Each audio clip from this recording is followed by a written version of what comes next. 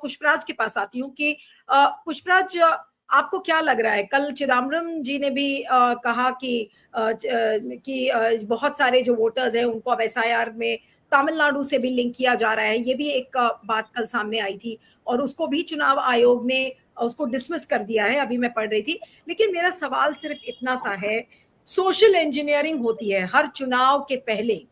इस बार ये क्या एक सोशल इंजीनियरिंग है? कई लोग अपने लाइव चैट्स में ये भी लिखने लगते हैं कि अरे ये तो पूछिए कि कहीं ये सोशल इंजीनियरिंग तो नहीं है बीजेपी की, वोट चोरी के जरिए जैसे नोटबंदी थी, ये वोट बंदी है। वोट बंदी के जरिए एक तरीके की नई सोशल इंजीनियरिंग क्या बीजेपी कर रही है? पुष्पराज।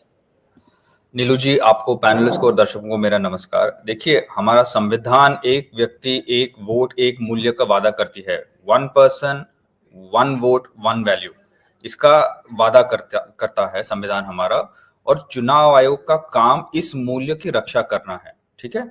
लेकिन अगर चुनाव आयोग भाजपा के इलेक्शन एजेंट या इलेक्शन डिपार्टमेंट बन के पहले तो 65 लाख वोट काटती है, और अब जो एसआईआर हो रही है, और इनफैक्ट मुझे तो इसे एसआईआर कहने की कोई मतलब दिलचस्पी नहीं है, मुझे इसको सीधे सीधे वोट बंदी कहनी चाहिए। अगर अब ये जो वोट बंदी करेगी, और जैसे योगेंद्र यादव कह रहे थे, सुझा रहे थे कि डर है कि लगभग 90 लाख और वोट कट सकते हैं, और ज्यादातर यही वोट रहे हैं, जैसे अनुमा जी कह रही थी कि दलित है, मुसलमान है, पिछड़े वर्ग है। तो आप समझिए कि भाजपा और इलेक्शन कमीशन साथ मिलकर एक साजिश रचा रहे हैं कि जो वोटर आपसे असहमत है, जो गरीब है, दलित, आदिवासी, ओबीसी, माइनॉरिटी है, उसको आप इलेक्शन कमीशन से, मतलब इलेक्शन की प्रोसेस से ही, लोकतंत्र की प्रोसेस से ही निकाल देते हो। तो एक हिसाब से, मतलब एक नजरिए से इलेक्शन कमीशन के इस रवैये को हमें ध्यान से देखना है कि क्या वो अपने संवैधानिक ड्यूटी को निभा रहा है। एक नजरिया ये है। और दूसरी बात ये है कि भाजपा सरकार एडमिट कर रही है कि उन्होंने पिछले 11 वर्षों में ऐसे कोई बड़ा काम किया नहीं है जिससे ये वोटर आपको वोट दे। ये सबसे बड़ी एक फेलियर है ना उनकी, और ये एक एडमिशन ऑफ गिल्ट है कि हमने पिछले 11 वर्षों में सबका साथ, सबका विकास, सबका विश्वास को, उसके ऊपर कोई काम किया नहीं है। इसीलिए तो ये वोटर आपको वोट दे नहीं रहे हैं। और इस डर से आप उन वोटर को लिस्ट से ही हटा रहे हो ताकि आप चुनाव छीन सको। एक वोट बंदी है, एक चुनाव छीन रहे हो, और तीसरी बात है कि जो संवैधानिक वादा है, एक वोट एक वैल्यू, उसको आप नष्ट कर रहे हो। तो इन तीनों अगर पहलू को आप देखें तो ये कहां अब चुनाव रहा? ये इन सेंस तानाशाही हो गई है ना। और आप इसको, अगर आपके जो दर्शक है, ये सिर्फ एक बड़ी बड़ी हवाई, मतलब ख्याली पुलाव जैसी बातें नहीं है। इसका आप समझिए कि अगर मेरे घर के बाहर एक सड़क बन रही है, या नाला नहीं है, या जो भी है, या अन्य कोई मेरी दिक्कत है, स्कॉलरशिप बंद हो गई है, या मुझे कोई तंग कर रहा है, वगैरह वगैरह, तो ऐसी स्थिति में आप विधायक को, अपने अपने पसंदीदा विधायक को आप चुनते हो। लेकिन अगर चुनाव आयोग आप ही का नाम काट रहा है, अगर चुनाव आयोग आपसे वो हक छीन रहा है, तो आप अपने प्रतिनिधित्व को नहीं चुन रहे हो। ये लोकतंत्र की जो बुनियादी, मतलब जो फाउंडेशन है, बुनियादी ढांचे पे एक वार कर रहा है। तो अगर आप समझिए कि जितने भी इसके पहले जो चुनाव हुए हैं, महाराष्ट्र का हो, हरियाणा का हो, इनफैक्ट इवन लोकसभा का चुनाव हो, अगर भाजपा इसी षड्यंत्र के साथ, इसी कॉन्स्पिरेसी के साथ जीत रही है, तो मोदी जी का क्या, एक गुब्बारा ही है ना। Isn't it? जो राहुल गांधी उस दिन ओबीसी कॉन्क्लेव में कह रहे थे तालकटोरा स्टेडियम में, वो सही कह रहे थे कि एक बड़ा हवा, मतलब गुब्बारा है, एक किसी ने पंक्चर मारनी, पूरी की पूरी हवा निकल जाएगी। जी नीलू जी।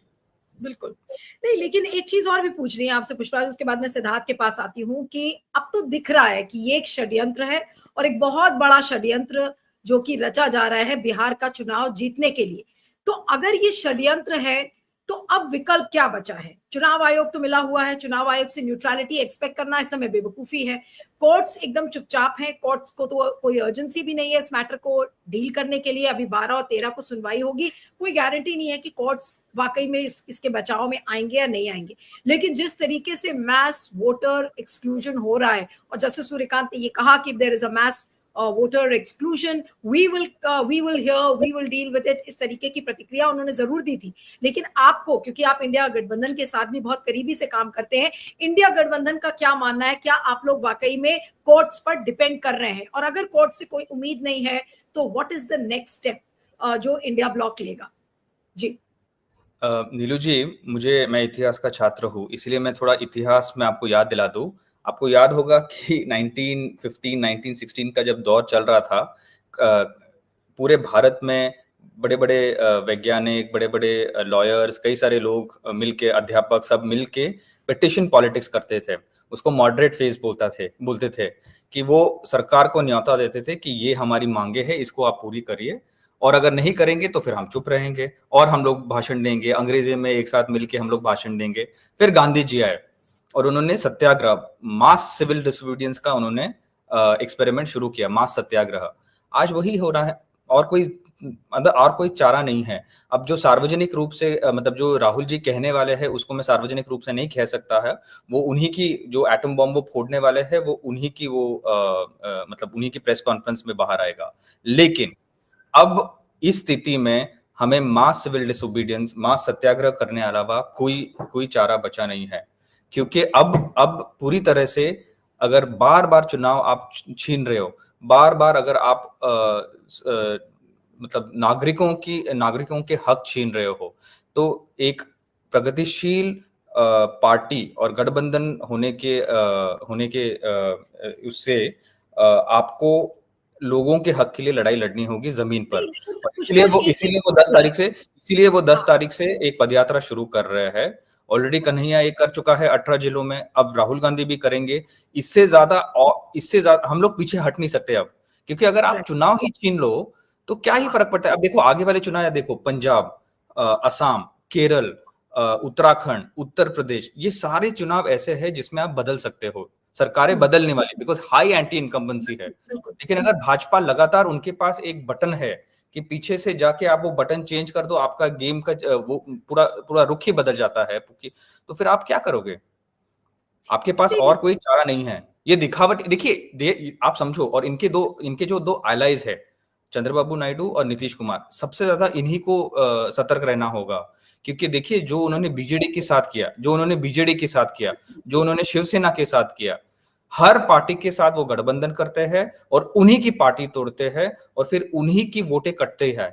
आप समझो, ये अब आंध्र प्रदेश में देखिए, जो मैं एक सवाल आपसे पूछना चाह रही थी, जो मैं आपसे सवाल पूछना चाह रही थी कि आपको याद होगा लोकसभा चुनाव के समय भी आप हमारे साथ डिबेट्स में थे। उस समय जिस तरह से संविधान को लेकर एक नैरेटिव बना था कि देखिए आपका संविधान छीना जा रहा है, जब मंगलसूत्र और भैंस चुरा लोगे और ये चुरा लोगे, वो चुरा लोगे, जब प्रधानमंत्री ने बोला और जब संविधान की बुकलेट लेकर राहुल गांधी खड़े होते थे तो लोगों को विश्वास हुआ कि हाँ हमारे हक छीने जा रहे हैं। आज बिहार में उस तरीके का कैंपेन इंडिया गठबंधन क्या खड़ा कर पाएगा? मैं पूछ रही हूँ कि क्या खड़ा कर पाएगा, क्योंकि अभी जो जिस तरीके की हलचल बिहार में दिख रही है, जहां पे लोगों को लग रहा है कि हमारा हक छीना जा रहा है। कल मैं कहीं पर किसी प्रोग्राम में थी, वहां पर एक बिहार का बंदा था, उसने कहा कि अरे मेरी बूढ़ी माँ, मैं दिल्ली में काम करता हूँ लेकिन मेरी बूढ़ी माँ को ये बड़ी फिक्र है कि कम से कम मैं वहां जाके अपने आप कागज दिखा दूं और वहां पर रजिस्टर हो जाऊं, कहीं ऐसा ना हो हमारी आइडेंटिटी चली जाए। तो ये जो आइडेंटिटी क्राइसिस एक जो नजर आ रही है इस समय, ये बिल्कुल वही चीज है जो हमने 2024 के चुनाव के समय प्ले आउट होती हुई देखी। लेकिन आपको लगता है कि इंडिया गठबंधन ने इस नैरेटिव को क्रिएट करने में देरी कर दी, या अब आपको लगता है कि अब ये पुरजोर तरीके से शुरुआत इसकी होगी?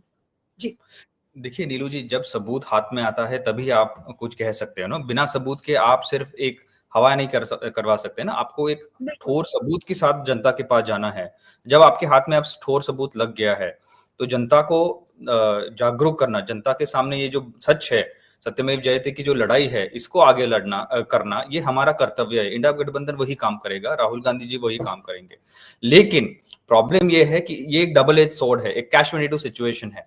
अगर आपने, जैसे ये मेरी व्यक्तिगत राय है, मैं गठबंधन की तरफ से नहीं कह रहा हूं, लेकिन मेरी व्यक्तिगत राय ये है कि अगर आपने जैसे संविधान करके जो आपने वो बनाया था, आप समझो कि इन अ सेंस आप अपने आप को आइडेंटिफाई करवा रहे हो। जो आम नागरिक संविधान पकड़ के या ये वोट एसआईआर के धरने में जाके वो कह रहा है कि मैं इसके साथ जुड़ा हुआ हूं, तुरंत भाजपा उधर से वोट और इलेक्शन कमीशन उधर वोट कटवा देगी इन लोगों का।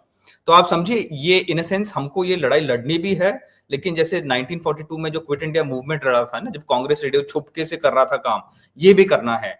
तो इन अ सेंस इसको बहुत स्ट्रेटेजिकली इस लड़ाई को लड़ना पड़ेगा, क्योंकि एक हिसाब से आपको नागरिकों को जागरूक करना है, सतर्क करना है, उनको एकजुट लाना है, ये एक लड़ाई है। और दूसरी लड़ाई ये भी है कि इनके वोट हमने बचा के रखने हैं, ताकि भाजपा चुनाव आयोग के दरमियान इनको काट ना दे, वोट बंदी ना कर दे। तो ये दोनों करने हैं, बिकॉज जहां तक मेरा मानना है, माहौल बहुत ही राइप है, हाई एंटी इनकम्बेंसी है इनके खिलाफ, नीतीश कुमार की सरकार, भाजपा की सरकार के खिलाफ। अब इसको कैपिटलाइज करने के लिए हमको कई साम दाम दंड भेद के रास्ते अपनाने पड़ेंगे।